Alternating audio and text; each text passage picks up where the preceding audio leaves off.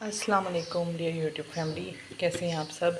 ईद की तातीलात जारी हैं और आजकल टाइम कम है, तो मैंने सोचा कि आपको ये अदरक लहसुन बना के रखने का जो है ना तरीका बता दूं। इसके लिए आपको अदरक लहसुन जो है वो लहसुन और मिर्च बराबर मिक़दार में लेनी है। अदरक आप थोड़ी ज़्यादा भी ले सकते हैं, बराबर भी ले सकते हैं, थोड़ी कम भी चलेगी। इसके अलावा इसमें लहसुन डालना है, इसके अलावा इसमें डालना है नमक डालना है, ऑयल डालना है। अब इसको ग्राइंड करके रखते हैं।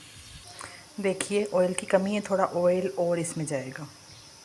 देखिए जी मक्खन मलाई जैसा पेस्ट तैयार हो गया है। मैंने इसको हिला जुला के दोबारा से ग्राइंड किया था। ये देखें, एक साफ़ बोतल ले लेनी है, प्लास्टिक की भी हो सकती है और शीशे की भी। ये मेरे पास शहद की खाली बोतल फारिग हुई थी, इसमें मैं डालती हूँ।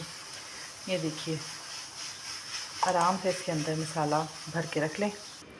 ये देखिए जी, ये 4-5 सालन के लिए बिल्कुल तैयार है। बहुत फ़ायदेमंद है। इसको आप बना के फ्रिज में रख सकते हैं तो इसका कलर भी ख़राब नहीं होगा।